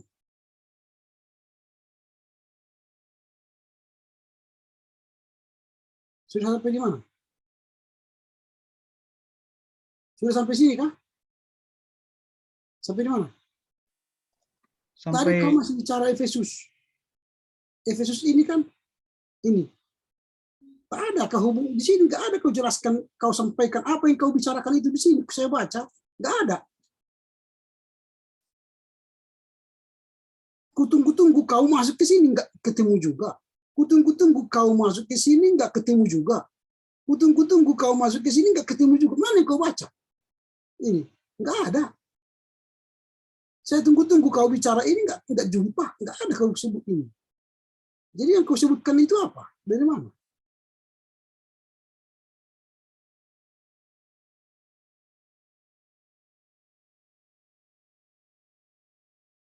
Mana yang kau sebutkan tadi? Nggak ada kan? Kau berkata-kata lain lagi daripada yang kau tulis ini. Nah, maka saya katakan, apa yang kau tahu, tulis. Lalu yang kau tulis itu, sampaikan. Itu loh. Ini kau tulis, ini kau baca yang lain. Ngerti saya? Oke, habis waktu. Kita ganti yang lain aja. Siapa ini? Ike. Silakan Ike. Baik Pak, sebelumnya saya izin melalui API Gracia Pak, karena HP saya sedang rusak Pak. Ya, silakan aja. Baik Pak. Surat-surat Episode Paulus. Surat-surat Episode Paulus ini merupakan surat yang diterima tradisi gereja sebagai tulisan Paulus. Kemudian surat-surat ini ditujukan kepada jemaat yang ada di Kolose, jemaat yang ada di Efesus, Pengembalaan, dan kepada orang Ibrani. Oleh karena itu, perlu diketahui bahwa ada beberapa poin-poin yang bisa kita pahami. Antara lain, poin pertama, kepada jemaat Kolose, surat itu terbagi menjadi 4 bagian, yaitu mengenai kedudukan, ajaran sesat, berbagai anjuran, dan kesimpulan tentang ucapan syukur. Poin kedua, mengenai kedudukan di bagian pembukaan, disebutkan bahwa Paulus sebagai pengirimnya dengan Timotius, dan penerimanya yaitu mereka saudara-saudara yang kudus, juga mereka orang-orang yang percaya di dalam Kristus. Poin ketiga, Kolose itu adalah sebuah kota yang posisinya terletak di barat daya Frigia, dan kota ini berada di lembah Likus dan termasuk perdagangan besar di Efesus ke Kilikia. Poin keempat, di kota Kolose, kita ketemu dengan seorang yang bernama Epapras. Ia merupakan wakil Paulus dalam jemaat tersebut. Bahkan, ia sendiri telah membuktikan dirinya sebagai hamba yang setia untuk gereja. sehingga dia diakui Paulus sebagai kawan pelayan yang bekerja di tengah-tengah gereja. Poin kelima, di dalam ringkasan Kristologi, Kristus digambarkan sebagai anak dari kasih Allah, yang artinya bahwa dialah kepala tubuh eklesia atau gereja yang sulung dari antara orang mati, bahkan di dalam dia tinggal seluruh kepenuhan Allah. Poin keenam, selanjutnya Paulus berbicara mengenai penderitaannya, bahkan ia juga memberi tambahan apa yang kurang di dalam penderitaan Kristus. Dan supaya firman Allah itu sampai kepada orang-orang Kolose dan digenapi, maka rasul itu sendiri telah dipercayakan untuk menata layani. Poin ketujuh, di kota Kolose sendiri, kondisinya terhadap jemaat itu terancam oleh ajaran sesat gnostik Yahudi. Poin yang kedelapan, surat Paulus ditujukan juga kepada jemaat yang ada di Efesus, di mana awalnya perlu diketahui bahwa surat itu memiliki hubungan dengan surat kepada Kolose. Hubungan yang dimaksud ialah terdapat persamaan yang amat dekat ketika Tikhikus disebut sebagai pembawa surat itu. Bahkan diberitahukan para penerimanya tentang keadaan Paulus. Kemudian persamaan berikutnya yaitu kedua surat itu ditulis langsung, dan kedua surat itu juga berasal dari tradisi-tradisi yang sama. Poin yang ke-9, surat ini mengambil bentuk pola tradisional. Dalam hal ini juga bisa kita temukan adanya perbedaan antara ucapan syukur dengan doa syafaat, yaitu ucapan syukur merupakan sebuah pujian untuk karunia, sedangkan doa syafaat diartikan orang-orang Kristen yang harus lebih mengerti dengan hati yang terang dan pengharapan yang lebih besar. Poin yang ke-10, di dalam surat kepada jemaat Efesus dikatakan bahwa Paulus sendiri berdoa dengan tujuan supaya para anggota jemaat itu bisa memiliki pengertian di dalam batin mereka, lalu Kristus itu boleh tinggal di dalam hati mereka melalui iman. Poin yang ke-11, perlu kita ketahui bahwa pada abad yang ke-18 dikenal surat-surat tentang penggembalaan. Poin yang ke-12, di dalam surat ini disampaikan seorang yang bernama Timotius menjadi Kristen karena pengaruh dari Paulus. Sehingga Timotius mendapatkan tugas untuk mengunjungi jemaat di Tesalonika, bahkan bukan hanya di Tesalonika, tetapi di Filipi dan di Korintus. Sehingga dapat juga kita temukan, menurut penjelasan tradisi gereja, Timotius akhirnya menjadi seorang uskup di Efesus. Poin yang ke-13, Timotius sendiri diingatkan bahwa ia telah menerima karunia. Oleh karena itu, ia dihimbau untuk mengawasi pemberitaan Injil, serta dia diminta untuk berjuang di dalam iman dan hati nurani yang murni. Poin yang ke-14, surat kepada orang Ibrani. Terdapat kisah bahwa mereka berada di dalam keadaan yang amat bahaya. Ditemukan penganiayaan kepada para pembaca Ibrani. Poin yang ke-15, Ibrani sampai kepada kita secara anonim. Terima kasih, Pak. Ya, saya coba cari poin-poin itu nggak ada ya. Sampai 15 poin nggak ada di sini tulis poin. Iya, Pak. Maaf sebelumnya, Pak. Izin saya berbicara, Pak. Ya. Sebelumnya saya mengambil dari sajian saya dan buku, dan saya mau membuat penjelasannya melalui poin-poin, Pak. Bentuk poin-poin, Pak. Kenapa tidak itu kau tulis di sini? Ini yang saya lihat kan isi. Nggak ada poin 1, poin 2, poin 3, nggak ada ini kan. Bolak-balik saya cari nggak, dan bolak-balik saya cari nggak ada. Hanya penjelasan yang saya ringkas bentuk poin-poin, Pak. Ya itu tulis di sini. Itu yang saya katakan sama kalian. Apa yang kamu tahu, tulis di sini. Lalu itulah sampaikan di sini. Kan gitu. Tapi kalian nulis baca beda, menulisnya beda, menyampaikannya beda. Ngerti saya, gimana caranya bersampai ya ke sana? Susah ya nulis. Gimana caranya bersampai? Apa yang, gimana ya? Ya itulah. Oke, Inka lah, Inka. Baik Pak, terima kasih. Di sini saya akan mau membacakan dan menceritakan tentang apa yang saya pahami dari surat Pseudeus Paulus. Nah, dalam suratnya terbagi menjadi 4, yaitu yang pertama surat Paulus kepada jemaat di Kolose, yang kedua surat Paulus kepada jemaat di Efesus, yang ketiga surat pengembalaan, dan yang keempat surat kepada orang Ibrani. Nah, dalam surat Paulus kepada jemaat di Kolose terbagi menjadi 4 bagian, yaitu yang pertama, ia memulai dengan pembukaan dan ucapan syukur dan doa. Dalam surat ini pembukaannya sangat singkat saja dan menyebutkan bahwa Pauluslah yang mengirim surat ini bersama-sama dengan Timotius.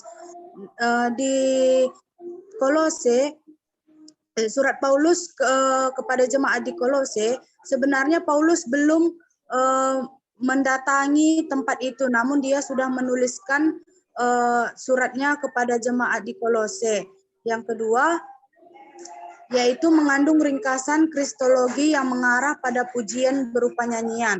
Yang ketiga adalah kristologi di mana semuanya ini telah terjadi demi keuntungan mereka yang dulunya musuh dan terasing.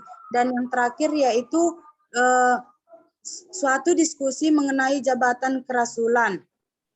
Di dalam surat Paulus kepada jemaat di Kolose pada saat itu, keadaan jemaat di Kolose sudah terancam karena adanya ajaran sesat dari Gnostik Yahudi. Yang kedua, surat Paulus kepada jemaat di Efesus. Dalam surat Paulus kepada jemaat di Efesus tidak sama suratnya dengan jemaat di Kolose. Nah, dalam surat Paulus kepada jemaat di Efesus, pembukaan atau daftar salamnya itu tidak panjang seperti yang ada di dalam Kolose. Dalam surat ini tidak membahas hal-hal yang terkhusus dan tata bahasanya adalah yang paling kacau dibandingkan yang bisa kita temukan dimanapun. Doa syafaatnya adalah orang-orang Kristen harus mengerti dengan hati terang dan pengharapan besar yang menantikan mereka yang kini masuk dalam kerajaan yang kepalanya adalah Kristus yang segala kuasa tunduk karena ia dibangkitkan oleh Allah. Yang ketiga, surat-surat pengembalaan. Di sini surat-surat pengembalaan ditujukan secara pribadi yaitu kepada Timotius dan Titus. Nah, Timotius itu adalah seorang Kristen Yahudi dan ayah asal bukan dari Yahudi, dari Listra, yang menjadi Kristen melalui pengaruh Paulus. Dalam surat Paulus kepada Timotius, di sini Paulus mengatakan bahwa Timotius itu adalah seorang yang setia dan bisa diandalkan. Itu bisa kita lihat buktinya bahwa Paulus ingin pergi dari Efesus menuju ke Makedonia. Tetapi karena Paulus merasa bahwa ajaran-ajaran sesat dari Gnostik Yahudi itu tadi masih ada, makanya Paulus menyuruh supaya Timotius untuk tetap tinggal di Efesus untuk mengatasi ajaran-ajaran sesat yang terjadi dari ajaran Gnostik Yahudi. Nah, yang kedua itu kepada Titus. Titus adalah seorang Kristen yang bukan Yahudi. Ia pergi bersama Paulus untuk menghadiri sidang rasuli di Yerusalem. Di sini Paulus memenangkan sidang tersebut bahwa Titus tidak usah disunat dan Paulus menyuruh agar Titus tetap tinggal di Kreta menertibkan hal-hal yang tidak sempat ditangani oleh Paulus. Dan yang keempat yaitu surat kepada orang Ibrani. Pada abad pertama dan abad pertengahan gereja, surat Ibrani tidak dianggap sebagai surat Pseudo Paulus. Dalam surat ini membahas tentang ibadah Yahudi Israel, tetapi hal itu bukanlah hal yang meyakinkan, namun ditujukan kepada orang-orang Kristen. Ini dimulai tanpa sebuah pembukaan dan keterangan oleh ayat-ayat penutupnya sama sekali tidak jelas. Sekian yang bisa saya jelaskan. Terima kasih, Pak. Oke, bagus ya. Itu tepat pas gitu ya. Bertele-tele. Oke, Joyce Aryani Tregan. Silakan, Joyce. Baik, Pak. Saya akan menjelaskan surat-surat Pseudo Paulus. Yang pertama yaitu surat Paulus kepada jemaat di Kolose. Surat ini terbagi dalam 4 bagian, yaitu pertama pembukaan, kedudukan,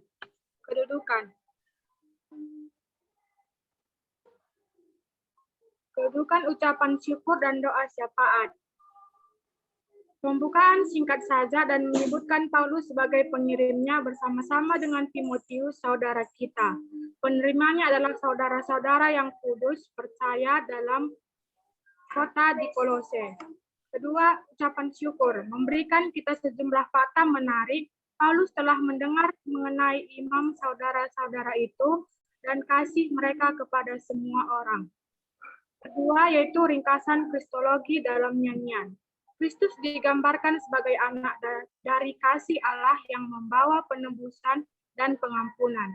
Dialah gambar dari Allah yang tidak kelihatan, yang sulung dari yang diciptakan, karena Dia dalam segala sesuatu telah diciptakan di surga dan di bumi.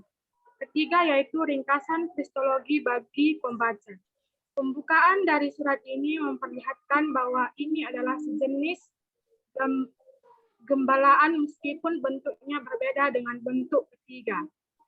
Keempat, yaitu setelah sejumlah anjuran umum mengenai doa dan tingkah laku yang benar untuk dalam bagian kesimpulan dan surat ini. Ucapan syukur adalah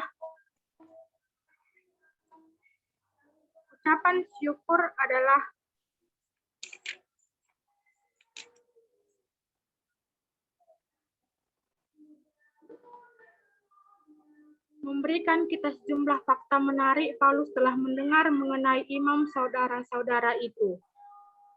Bagian yang kedua yaitu surat Paulus kepada jemaat di Efesus.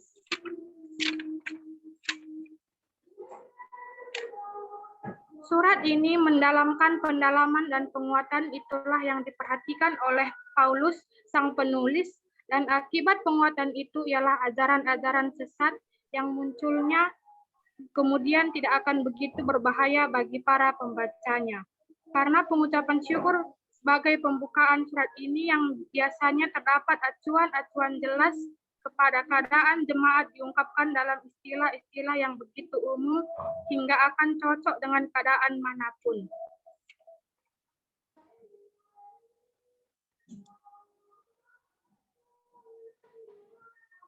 Surat ini memberikan kesan yang sama sekali berbeda dengan kedua surat yang lain. Lebih mudah kita menjelaskan 1 Timotius dan Titus sebagai surat-surat yang banyak menggunakan rekan dalam bangunan suratnya. Dalam 2 Timotius mengingatkan banyak acuan-acuan pribadi karena ketidakkonsistenan interalnya serta kesenjangannya bila dibandingkan dengan rincian yang diberikan dalam surat Paulus yang lainnya. Yang ketiga yaitu surat-surat penggembalaan. Timotius ini dihimbau untuk berjuang dengan tekun karena satu-satunya yang akan menerima mahkota kemenangan adalah dia yang telah berjuang dengan setia. Konflik dengan demikian melahirkan penderitaan, tetapi pertanyaan membawa kepada keselamatan. Ada kesamaan yang jelas antara Titik dengan Timotius. Padanya yaitu tentang yang telah ditinggalkan adalah sama dengan juga gabungan antara bagian-bagian penggembalaan dan bagian membahas organisasi gereja. Karena itu, sekali lagi pertanyaan yang muncul di sini adalah apakah bentuk surat penyebutan Paulus sebagai pengiringnya hanya dimaksud untuk memberi bukti bahwa pada penataan gereja. Kesimpulan surat ini diungkapkan dalam istilah-istilah yang amat pribadi, menggambarkan keadaan yang dirasakan oleh rasul itu sendiri. Timotius harus segera datang kepada Paulus. Ia harus membawa Markus bersamanya karena ia bisa berguna bagi Paulus yang kini sendirian. Yang keempat yaitu surat kepada orang Ibrani. Kepada orang Ibrani jelas bersifat gagasan-gagasan khusus yang dipakai di pengarang untuk mengungkapkan pesannya yang ada umumnya untuk dalam konteks perjanjian baru. Tanpa ragu dapat kita katakan bahwa Ibrani bukanlah suatu terjemahan dari bahasa Ibrani, melainkan ditulis dalam bahasa Yunani. Tak ada sesuatu yang menunjukkan hubungan yang erat dengan Paulus. Memang semua nama yang telah diusulkan atau dapat mempunyai banyak pengaruh terhadap tafsiran ini. Memastikan tempat penulisan atau dari mana para penerimanya berasal, entah menerima yang dimaksud maupun yang sesungguhnya. Karena ini kemungkinan sekali digambarkan sebagai surat kepada orang Ibrani karena yang bahasa Ibrani Yahudi Israel, tetapi hal itu sama sekali bukanlah gagasan-gagasan yang meyakinkan. Demikian juga menggunakan perjanjian lama yang meluas tidak menguatkan dugaan bahwa ia akan dimaksudkan hanya untuk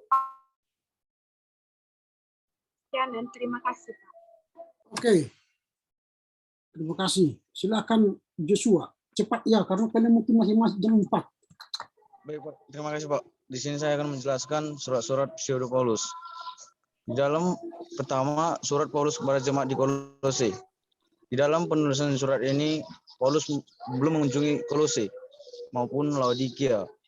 Dan pada waktu itu, penulisannya jelas ia tidak ada di Kolose.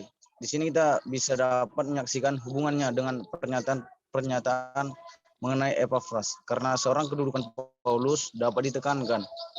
Surat-surat ini juga ditunjukkan kepada Timotius dan Titus, tetapi Kolose dapat disampaikan oleh Epafras sendiri. Paling tidak begitulah kesan yang kita peroleh, meskipun di sini tujuan pada surat itu adalah untuk mendukung suatu wewenangnya. Dan di sini muncul suatu keraguan terbesar terhadap kepengarangan Paulus atau Kolose. Kita masuk ke keadaan gereja dan persoalan kepengaruhan Kolose.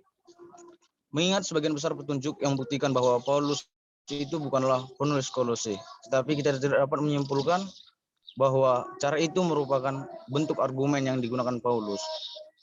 Schweizer mengatakan tetap tentang pendapat yang menarik bahwa di semua surat Paulus atau bahkan di dalam Galatia kita dapat menemukan cara menyapa saudara-saudaraku. Tetapi ungkapan itu sama sekali hilang di dalam Kolose. Meskipun di dalam Kolose, Efesus dan surat-surat penggembalaan, kita diperhadapkan begitu banyak keraguan dan ketidakpastian yang masuk akal hingga tidak mungkin kita dapat menyimpulkan bahwa Pauluslah pengarangnya. Yang kedua, surat Paulus kepada jemaat Efesus. Hubungannya dengan surat Kolose. Surat ini berisi tentang Efesus yang setelah membaca Kolose semakin mencolok lagi bahwa inilah yang sesungguhnya bisa membedakan kedua surat itu dari surat Paulus lainnya. Dan ada juga persamaan yang sangat dekat ketika Tychicus disebutkan sebagai pengantar surat yang harus memberitakan para penerimanya tentang keadaan Paulus dan menghibur hati mereka. Karena itu muncullah sebuah pertanyaan, apakah pengarang yang sama menulis kedua surat itu dan hanya memberikan bentuk yang berbeda dari bahan yang sama, atau bahkan orang lainlah mengubah tema-tema atau gagasan Kolose yang mereka kenal dengan cara sendiri dan dari suatu titik tolak baru, meskipun sangat banyak kemiripan gaya atau bahasa dan istilah pokok pemikiran masing-masing pada surat itu berbeda. Di dalam Kolose ini ditekankan terletak di perlawanan atas ajaran-ajaran sesat, akan tetapi di Efesus hanya ada sepintas saja petunjuk tentang ajaran sesat. Karena itu soal ajaran-ajaran sesat tak penting untuk dibahas di dalam hubungan yang lain daripada di dalam Kolose. Di dalam hal ini ia tentu mengenal baik Kolose dan juga bahan berupa suatu nyanyian yang sudah tertera di penulis surat tersebut. Yang ketiga, surat-surat pengembalaan. Surat-surat 1 dan 2 Timotius dan Titus ada berisi tentang adanya suatu perbedaan dengan surat perjanjian baru lainnya yang ditulis oleh Paulus dalam hal bahwa surat itu tertuju kepada seseorang. Hal yang sama juga berlaku bagi Filemon. Tetapi surat itu lebih bertuju kepada surat pribadi daripada surat dengan aturan-aturan surat kerasulan yang diberikan mengenai masalah pribadi Filemon. Bagian penggembalaan ini disusul oleh suatu bagian yang berisikan petunjuk-petunjuk. Pertama, bagian ini membahas doa Paulus. Doa yang Paulus minta agar disampaikan Timotius kepada semua orang dan untuk raja-raja dan untuk para pembesar agar kita dapat hidup tenang dan tentram di dalam kesalehan dan kehormatan. Kesimpulan surat ini dinyatakan di dalam istilah yang amat pribadi yang menggambarkan keadaan apa yang dirasakan oleh Rasul itu sendiri. Namun hal ini selalu berkaitan dengan para penggembala itu tampaknya dapat dibenarkan karena itu logis untuk membicarakan surat-surat ini bersama-sama karena masalah yang diungkapkan di dalam batasan tertentu. Keempat, surat kepada orang Ibrani. Seperti yang kita lihat jelas tak dianggap sebagai Ibrani, jelas tak dianggap sebagai pseudo Paulus. Kita menempatkan di bagian ini karena pada abad 1 gereja dan abad pertengahan surat Ibrani sudah dianggap sebagai surat Paulus. Di dalam bentuk sastranya judul kepada orang Ibrani jelas bersifat sekunder. Di dalam para pembacanya surat keterangan yang diberikan oleh ayat-ayat penutupnya sama sekali tidak jelas. Dan tema kata-kata anjurannya, gagasan yang dipakai si pengarang untuk mengungkapkan pesan yang pada umumnya unik di dalam konteks perjanjian baru.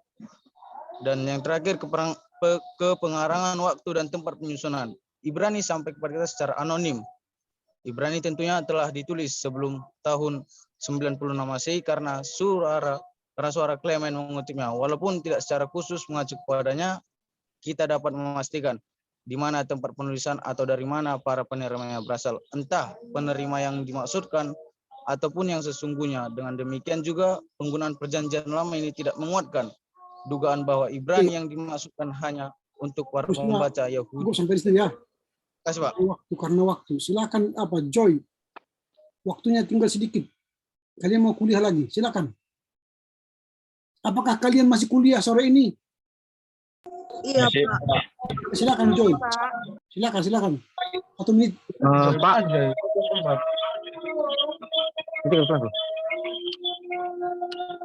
Pak, sebelumnya saya sudah bagian kelompok 4, Pak. Oh, sudah bagian kelompok 4? Iya, Pak. Oke, baik. Kalau begitu kita akan masuk. Kalau sudah bagian kelompok 4, tadi sudah saya sampaikan soal bahwa pseudo Paulus itu adalah merupakan surat dari palsu ya, atau semu, atau tidak asli. Itu yang saya sampaikan di awal tadi. Kemudian dari buku-buku yang disebut sebagai pseudo. Nah, mulai tadi dari pseudo ya, itu kita mulai dari Kolose, kemudian Efesus, kemudian 1 dan 2 Timotius, kemudian Titus. Ini sebenarnya yang disebut dengan pseudo, 1, 2, 3, 4, 5 surat. Tapi dimasukkan lagi Ibrani, karena Ibrani ini sejak abad pertama sudah dikenal orang sebagai surat Paulus. Karena di dalam pemikirannya tidak semua ada pemikiran Paulus, maka digolongkanlah dia menjadi pseudo, sehingga pseudo itu menjadi tambah 1 jadi 6 surat. Nah itu. Dan pseudo itu menjadi bagian yang terpenting juga dalam kehidupan Paulus, karena dalam buku atau surat-surat ini ada pemikiran-pemikirannya walaupun tidak original, baik dalam bentuk sastra, kata-kata, dan pemikiran-pemikirannya. Nah, itu disebut dengan pseudo. Nah, minggu depan kita akan masuk pada surat-surat Am, dan setelah itu kita akan masuk pada UTS. Jadi minggu depan kita akan membahas kelompok 4 dan 5. Silakan membahasnya dengan baik. Oke ya. Dengan demikian berakhirlah perkuliahan kita. Silakan menutup dengan doa. Silakan tutup dengan doa. Ketua kelas pilih salah satu.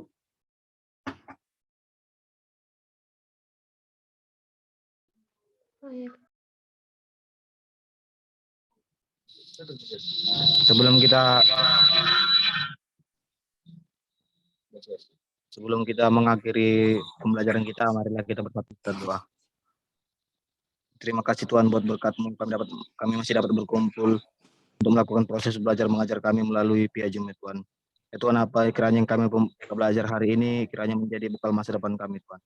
Ya Tuhan, berkati dosen yang mengajar kami, berikanlah ketabahan, kesehatan dan rezeki Tuhan, agar dapat mengajari kami dengan lancar Tuhan. Ya Tuhan, berkati juga dengan orang tua kami dimanapun, karena dia kesehatan, rezeki, umur yang panjang agar dia dapat mengajari kami dan membiayai kami. Dalam anak-Mu Tuhan Yesus Kristus kami berdoa dan mengucap syukur. Amin. Oke, terima kasih ya. Selamat sore, Tim Jujua. Selamat sore Pak. Sore Pak. Terima kasih Pak. Terima kasih Pak.